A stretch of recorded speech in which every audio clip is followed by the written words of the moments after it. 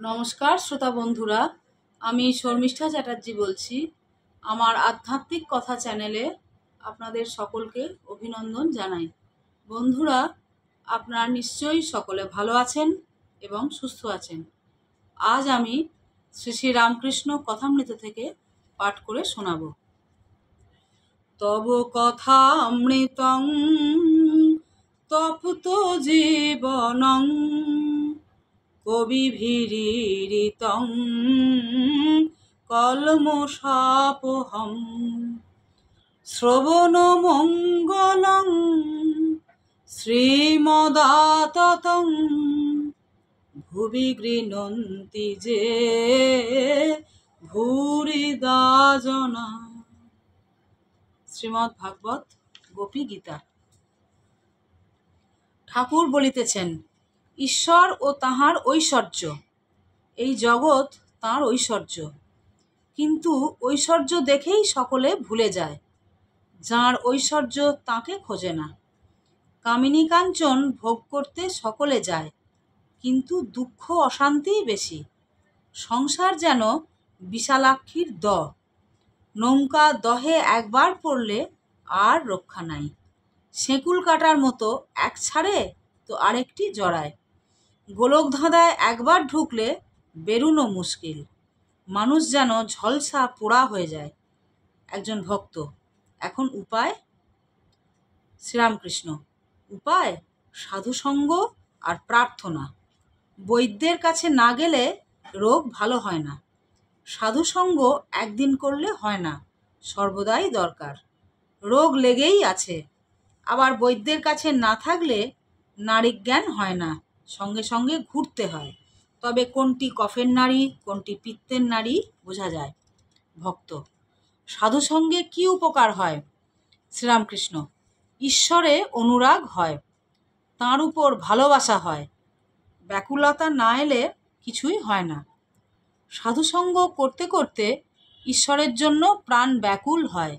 যেমন বাড়িতে কারুর অসুখ হলে সর্বদাই মন ব্যাকুল হয়ে থাকে, কিসে রোগী ভালো হয়। আবার কারুর যদি কর্ম যায়, সে ব্যক্তি যেমন অফিসে অফিসে ঘুরে ঘুরে বেড়ায়, ব্যাকুল হতে হয় সেই রূপ। যদি কোনো অফিসে বলে কর্ম খালি নেই, আবার তার পরের দিন এসে জিজ্ঞাসা করে, আজ কি কোনো কর্ম খালি হয়েছে? আরেকটি উপায় আছে, ব্যাকুল হয়ে প্রার্থনা।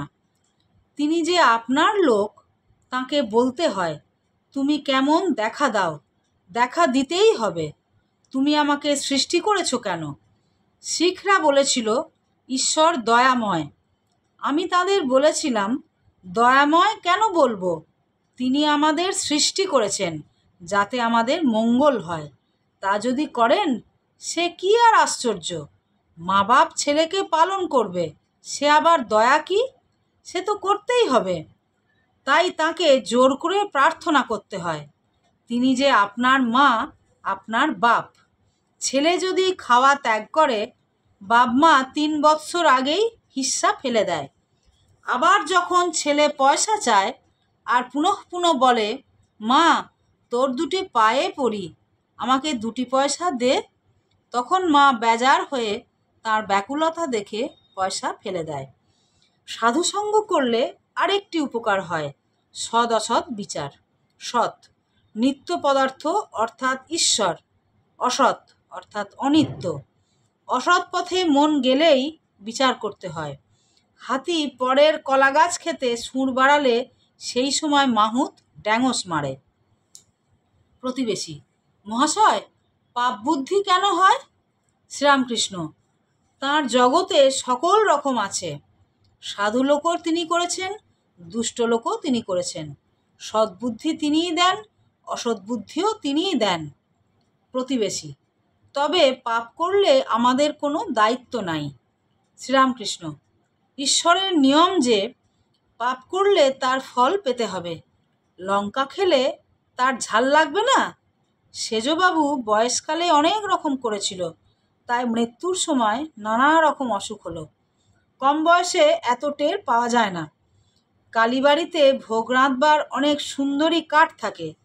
ভিজে কাঠ প্রথমটা বেশ জ্বলে যায়, তখন ভিতরে যে জল আছে টের পাওয়া যায় না। কাঠটা পোড়া শেষ হলে যত জল পিছনে ঠেলে আসে ও ফ্যাঁচ ফ্যাঁচ করে উনুন নিভিয়ে দেয়। তাই কাম, ক্রোধ, লোভ এসব থেকে সাবধান হতে হয়। দেখো না, হনুমান ক্রোধ করে লঙ্কা দগ্ধ করেছিল।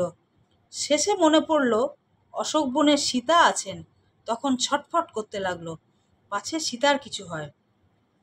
প্রতিবেশী: তবে ঈশ্বর দুষ্ট লোক করলেন কেন? শ্রীরামকৃষ্ণ: তাঁর ইচ্ছা, তাঁর লীলা, তাঁর মায়াতে বিদ্যাও আছে, অবিদ্যাও আছে। অন্ধকারেরও প্রয়োজন আছে।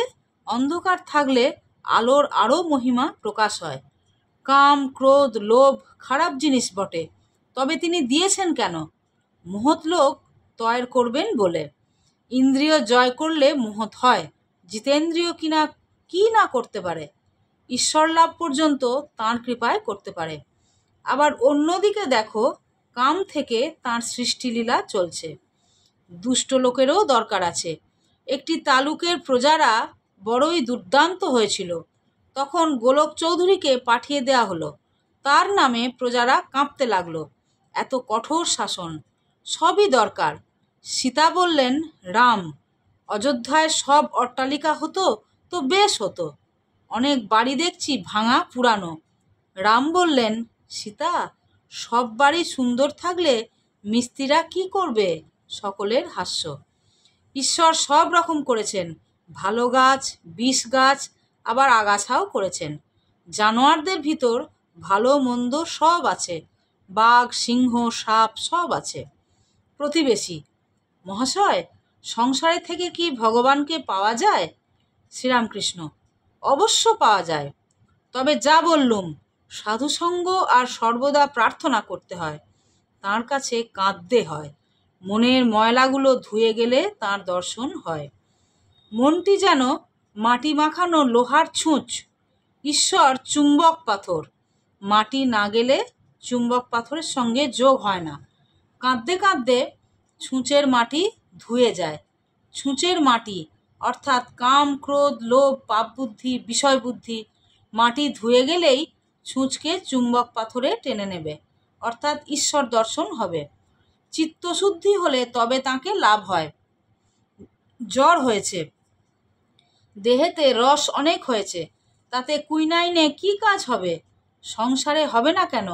ওই সাধুসঙ্গ, কেঁদে কেঁদে প্রার্থনা, মাঝে মাঝে নির্জনে বাস, একটু বেড়া না দিলে ফুটপাতের চারাগাছ ছাগল গরুতে খেয়ে ফেলে।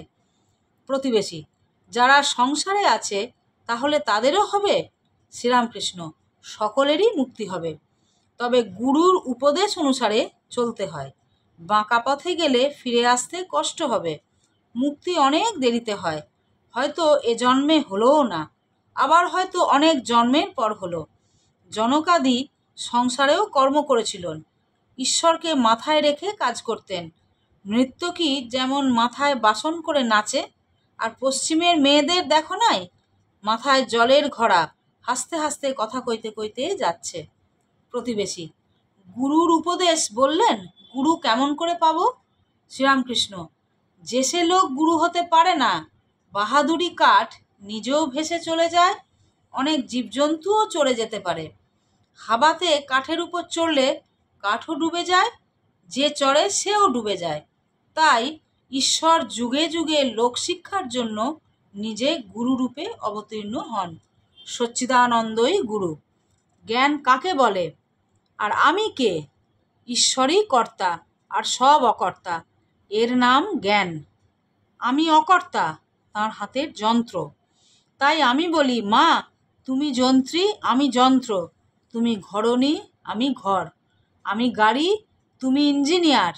যেমন চালাও তেমনি চলি, যেমন করাও তেমনি করি, যেমন বলাও তেমনি বলি। না হং না হং, তুহু তুহু। নমস্কার, আজ এই পর্যন্তই রইল। পরের দিন আবার নতুন কোনো কাহিনী নিয়ে আপনাদের সামনে হাজির হব। হরি ওম তৎসৎ।